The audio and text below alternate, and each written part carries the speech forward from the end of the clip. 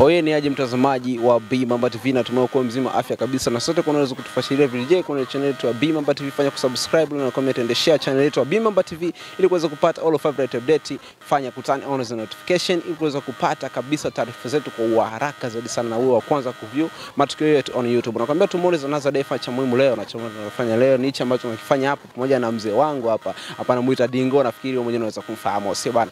Nyuma kama tupo na one of the best shooter anamuita Mchina Mweusi, tutakwenda kujua mengi zaidi kuhusiana na Dingo ambaye tupo naye hapa. Inakuaje mzee wangu? Salama sana, salama. Mshukuru Mungu. Kwema kabisa. Kwema kabisa. Siku imeamkaje kwa sasa hivi kwako? Tumshukuru Mungu, tumeamka vizuri, na nimshukuru Mungu kwa sababu sisi wote tumeamka vizuri ndani ya kambi, lakini hatujajua wanani waliokufa kwa siku ya leo. Kabisa. Tuombe tu kwa Mungu apumzike salama. Asante sana. Kama hivyo. Okay bana, kwa wale ambao wakujui watazamaji wa B Mamba TV na mashabiki zako ambao wanaweza kusikiliza sana, waga wapende kufahamu, waga wafahamu jina lako, hivi unaweza kuambia unaitwa nani? Sawa, kwa jina mimi naitwa, kwa jina kabisa halisi mimi naitwa Domininwa. Domininwa ndio jina langu, Paulo tena. Sasa jina maarufu naitwa Dingos. Dingos. Dingos. Unaweza kutuambia Dingos ilikujaje na wakati sio jina la kizalikio mzee wangu? Jina hili lina maana sana, lina maana kubwa, lakini walio wengi hawezi jua. Inatakiwa sasa tujipange siku nyingine niwaambie, lakini kwa jina hili naitwa Dingo, ni kama njia. Jina la Dingo ni kama njia. Hakuna mtu ambaye ataweza jua mimi ni jina langu nalifahamu maana yake. Mkibembe tunaita njingo lele ngila, yani ni ngila. Njia, nisafishe njia mimi nipite. Kwa maana wewe ni msafishaji wa njia mzee. Niko mtu wa kusafisha njia. Kama hivyo sio? Ndio kabisa. Au sio? Hivi tunaweza kujua kama wewe ni kabila gani kwanza sasa hivi hapa? Mimi niko kabila la Mbembe. Mimi niko Mbembe. Ukoo wangu niko Mshamakulu. Wakivi kuhusiana vipi na mke na watoto, unaweza kutupa historia gani kuhusiana na hiyo familia? Asante sana. Mimi sijawahi kuoa. Mimi sijawahi kuoa na sijawa na watoto, kwa sababu unapokosa kuoa huwezi pata watoto kabisa. Vipi kuhusiana vijana wetu ambao waga kabla wajaoa lakini wameshakuwa na watoto, na washaoaje? Wa vijana wetu ndani ya kambi humu tulimo, nitaweza sema ya kwamba wanaoa lakini hawajakomaa akili sawa sawa, kwa sababu na waona kwanza ni watu wa vituku sana kama hivyo. Na hivi vituku vyao ndio maana wanashindwa hata kuikaa na wabibi zao ndani ya nyumba, kwa sababu wote ni watu ambao wana vituku sana. Watoto wa kike hawajiheshimu, watoto wa kiume hawajiheshimu. Sasa kuikaa ndani ya nyumba, ni Mungu mwenyewe kabisa afanye kazi. Ndio mashauri ambayo tunaweza sema kwa vijana wetu wa siku ya leo. Sijui kama ni kuselimuka na hali ya kambi. Hivi unaweza kutuambiaje ama unafikiriaje sasa kuhusiana kuoa? Ama una mpango kabisa? Mimi nitaoa, sijawa mzee sana.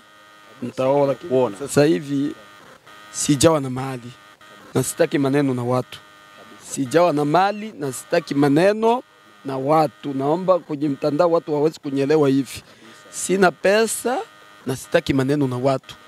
Ndio maana mimi niko hapa, lakini kuoa nitaoa kwa sababu mimi najivunia nikingali mzima na utu wangu mzima kabisa, kijana ambao mimi nitaweza piga mwanamke na abebe mimba. Mimi niko na nguvu za kupiga mwanamke na abebe mimba. Kama hivi nakufa tenzi hamna. Kabisa, ni uhakika. Ya kufa tenzi mimi unayo. Mimi niko nguvu kabisa, niko force intervention rapide. Tuweza kapiga mwanamke na anabeba mimba ya siku moja kabisa. Siku moja. Ya siku moja, si siku nyingi. Kitu kama hicho. Bana, mzee wetu Dingo ama tuseme kijana wetu Dingo anakuambia bana, sio kwamba ameshindwa kuoa, sema nini hajapata mali. Kwa hiyo msupport aweze kujitokeza, aweze kumpa mali, aweze kuona. Kwambia bana tezi yake haijayumba na sio kwamba haipo. Si ndio hivyo? Nipo kabisa. Kwa hiyo na maana wewe jitokeze bana, akutie mimba siku moja na ionekane, si kitu kama hicho. Ndio kabisa. Kwa maana watoto uhakika. Wito babu. Yaani mimi nataka na mimi niwe na mke na watoto nianze kuitwa babu miaka ijayo mbeleni huko. Kwa hivyo watu ambao wanakutazama hapa ama wapiskali ama wanawake wetu ambao wanakutazama hapa waweze kupenda, hivi unaweza kutuambia kwamba una miaka mingapi kwa sasa hivi hapa? Kwa sasa hivi mimi na miaka 47, wengine wanaficha miaka, lakini naona miaka 7 haijaenda sana. Hata mtu wa miaka 55, 65 anazaa tu, kwa sababu hivi humu kambini kuna wazee ambao wanazaa na wajua majina yao, lakini siwezi wataja majina kwenye mtandao na wajua. Okay, hivi kuhusiana na vijana wetu ambao wanaoa hapa katika Nyarugusu ama ambao wanaolewa hawajafikisha miaka ya kuoa ama ya kuolewa, unaweza kuwaambiaje? Ama kuoa na kuolewa inaga miaka kamili? Kuoa na kuolewa, kuoa na kuolewa kuna miaka kabisa. Kwanza mimi nimeshapitisha miaka, mimi mwenyewe nimeshapitisha miaka. Sitakiwe tena nioe hata mtoto wa miaka 15. Labda niwezi kuoa kwa sababu labda watoto wa kike wawezi kunionea huruma.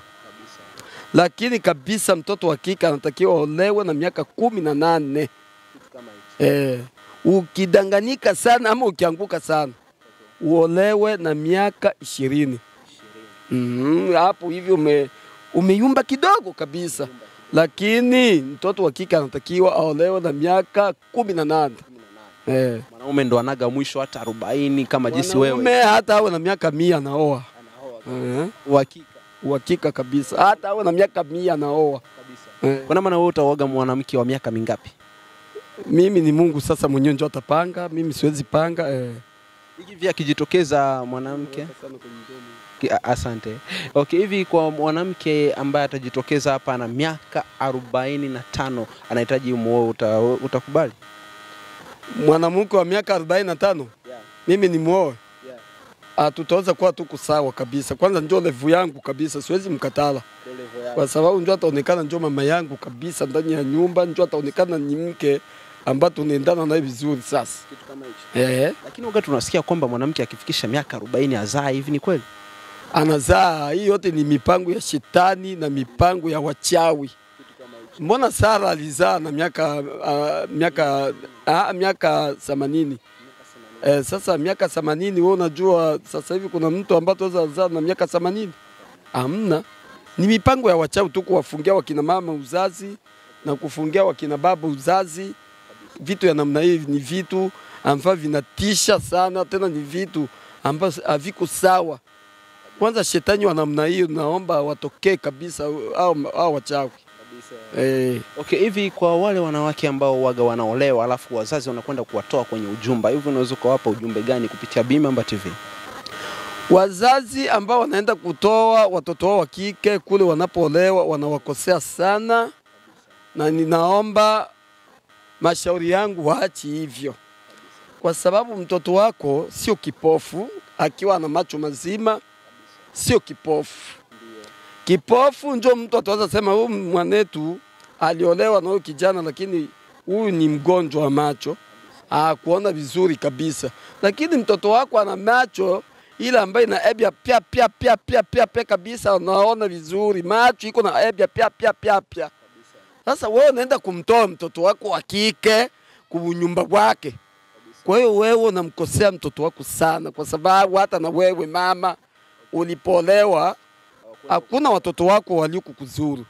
Acha vile gisi ule mtoto gisi anavyotaka afanye. Na watu wengine wanasema watoto wananyanyasika sana. Watoto unyanyasika kwani nini? Ule ana akili, yeye ana akili. Wewe ndio unamuonea mke ama wewe ndio unamuonea mume? Sio wewe ambao unamuonea mke na sio wewe ambao unamuonea mume. Ana macho yake na ana akili zake. Muache tu ikali kule naye aendeleze mzao wake kabisa. Yeye mwenyewe atashindwa na nyumba yake kama ajipange vizuri. Kwanza mimi nitaweza kuwa niko mama, siwezi toa mtoto wangu wa kike aikae huku tu, wakati anapokuja mume wake anamtandika vibao, kuja tena mimi mwenyewe kabisa namkamata kwenye mkono, twende pale tu. Wewe umeshaamua bwana, hapa sio kwako tena, hapa ni kwa mimi mama yako tu na hao wengine wadogo zako, twende kule, uende uikale kule tu, maana maamuzi yako ni ya kwako wewe. Vitu kama vya namna hiyo wamama wasio wanatoa watoto wa kike kule wanapoolewa, wao wanawaacha tu wao wanikaa kwenye nyumba. Hii ndio mashauri yangu ambayo nataka kusema kwa siku ya leo. Kama hivyo. Okay, vipi kuhusiana wasanii ambao wapo kwa sasa hivi hapa? Tunafahamu kabisa sanaa hapa kutoka Nyarugusu. Mimi najua wa vijana ambao tuko nao hapa na wajua, na sanaa zao zote ambao wanazozifanya hapa mimi nazijua vizuri sana.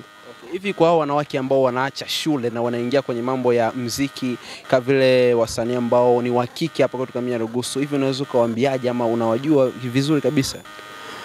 Mimi najua wasanii ambao wako hapa, watoto wa kike, wa Kibembe na wote wa Kikongomani. Hao ambao wanafanya sana na bado hawajasoma njoo wale ambao wanaenda kuharibu tu maisha ya sana. Na hawa wengine wa sana hawajui kuchagua watu. Mtu anatakiwa au kwanza mtu mwenye kuwa na hekima na adabu na awe msomi, au anajua kuandika, sio kuchukua kwa sababu ni mtoto wa kike tu aliishia darasa la 6 la kitoto na amisha kuwa na vimaziwa vya kabambi. Amisha kuwa tu ni kijana ambao ameshaanza kumandevu. Mnaona chukueni wale watu ambao wanasoma. Kwa sababu mimi najua sana haijakataziwa. Sana sio paka awe mwanaume tu. Yote inachangiwa. Si kuna wasanii sasa hivi kule kwetu Kongo. Kulikuwa muziki pale kwetu Kongo wa Makoma. Bendi ile ya Makoma, mtoto wa kike njoo alikuwa mwenye bendi ile. Makoma tunajua ile wimbo na tambuli na mokili. Si ni muziki wa wanawake? Kwa sababu walisoma. Mnajua watoto wetu wa kike wakati wako wanafanya sanaa hawafanyi chochote. Hiyo angekuwa wanafanya chochote na sanaa sio paka watoto wa kiume tu. Sanaa inatakiwa watu wote wafanye sanaa. Hata wa kike lakini kwa wale waliosoma. Kama pale kwetu Kongo Kinshasa. Palikuwa bendi ya Makoma. Hiyo bendi ya Makoma mzamini wa ile bendi alikuwa mtoto wetu wa kike tu. Waliimba pale Kinshasa sana, wakaimba France sana. Na ile bendi ule mtoto wa kike alipogongwa na gari kule France, mtoto wetu wa kike ambaye yeye ni mzaliwa pale Kinshasa, alikuwa msomi. Lakini sasa vitoto vyetu vya hapa sio visomi, kwanza havina hata adabu. Hivi vitoto vyetu vya kiume sio visomi, havina hata adabu. Vingine vinalewalewa akili tu kwa sababu ile ya kukosa mizamu. Mimi kama mimi hapa sijasoma sana, lakini unaweza jua uwai wangu na akili zangu gisi zinavyoendelea kusema. Nashinda hata wasomi. Na mimi niko mtu wa adabu kabisa. Mimi niko mtu wa adabu kabisa. Unaponipa heshima na mimi nitakupa heshima zako. Unapoanza kutaka kunichezea akili zangu na mimi utaona akili zangu zinayumba. Kwa hiyo mimi sipendaki mtu ayumbisha akili yangu. Wakati mimi ninapokupa heshima na wewe unatakiwa na mimi unipe heshima. Vitu ya namna hivyo tu ndio nataka. Lakini watoto wetu wa kike wanafanya kazi hapa, hatujaona kazi zao. Ufahamu msanii mmoja hata wa kike ambao unamjua hakuna yani? Tulikuwa na dada nani hapa, Edwine, na wengine kama Zugu kama Guju kama nani hapa. Tunawaona hapa lakini na kama dada Edwine alikuwa msanii, ni mwana sanaa, na wengine wapo kama dada Guju kama dada nani hapa ambaye anaimba na Wanyago anaitwa Dogozu. Dada Dogozu. Wao wote hivi sione kama wanafanya vitu ya maana. Lakini namshukuru dada Edwine ni msomi na anajielewa sana. Sasa hivi dada Edwine ana maisha mazuri tu, alinunua pikipiki yake. Niliona kanyambia kaka Jingwe, ninunua pikipiki yangu. Yeye mwenyewe dada Edwine alikuwa dereva. Na njoo gisi mnatakiwa nyinyi watoto wa kike. Sio kufanya kazi ya kiparapara tu kudandia hapa. Mungu mnafanya kazi nyinyi watoto wetu wa kike wa Kibembe na wote wa Kikongomani. Ila Mungu mnapata vitu ambavyo tutaona watoto wetu kwa kweli wanafanya vitu ambavyo viko na maana. Wana faida. Na mna faida. Na kuolewa pia, na kuolewa na mtu mwenye kuwa na adabu na mizamu, mwenye kutii familia yako. Lakini watoto wetu wa kike siku hizi wanaolewa na wafuta bangi kwa sababu wenyewe nao wanayumba akili. Ndio sasa hivi unaona nyumba haishi kabisa. Vitu ya namna hiyo ndio nataka niweze kusema wao wasomi. Si kuchukua mtu sio msomi, kesho ataenda kuharibu kazi huku. Asante sana. Okay, hivi kwa wasanii ambao wapo kwetu kama Nyarugusu, hivi nani waga unamkubali sana, mbona waga unamshabikia kwa wasanii wa kiume? Lakini sasa hivi hapa nilikuwa na msanii ambaye alikuwa anaitwa P-Boy na Emoda. Emoda sasa hivi ameshakuwa Marekani. Pibo inaona iko kule kuotwa. Hata Nyago na Folio wote hao nilikuwa nawapenda sana, lakini sasa mambo zao ambao wanazozifanya za kuanza kusaliti wengine na kuanza kudharau watu wengine, ile sikuona kama ni sawa kabisa. Kuna msanii ambaye anaitwa Diki, naye unamfahamu? Huyu Diki simjui. Unamfahamu Diki kabisa? Lakini katika wasanii ambao wafahamu hapa na ukawa unasikiliza ngoma zao ukawapenda, ambao ni wasanii ambao wanaimba Kibembe tu ama Kiswahili? Kuna wasanii ambao wanaimba Kibembe, lugha yetu ya Kibembe, na kuna wasanii ambao wanaimba Kiswahili. Hizo zote ni nyimbo ambazo zinafanya kazi sana vizuri sana. Vitu kama vya namna hiyo kabisa. Vitu ya namna hivyo wasanii wetu wako sawa tu. Wanamuita Dingo na ameweza kukupa ushauri mwingi sana, wewe ambaye ni mwanamke msanii na ambaye ni mwanaume msanii. Bana, soma kwanza afu muziki baadaye, maana muziki upo, si ndio hivyo mzee? Ndio kabisa, auto kuacha popote. Kwa hiyo bana, zingatia ushauri wa mzee wetu hapa ambaye tunamtegemea, na kwa wale ambao wanatajitolea kuolewa naye, yupo hapa ana miaka 47, anakuambia bana ana uwezo wa kuzalisha tu, ana shida yoyote, imekaza kitu kama hicho, si ndio? Ndio kabisa. Okay, hivi unaweza kaniongea la mwisho kwa mashabiki wa Bimamba TV na watu ambao kutazama kwa siku ya leo, na pia kuhusiana na hali ambayo ipo kwa sasa hivi kuhusu na nchi yetu, unaelewa tena? Asante sana. Nitaweza sema kuhusu mambo ya nani ya wasanii wetu, wasibebewe sana na mambo ya wizi. Watoke kwenye mambo ya wizi na wasibebewe sana na mambo ya dharau. Wa vijana wengi humu ndani ya kambi, nitaweza sema ni bempoli address.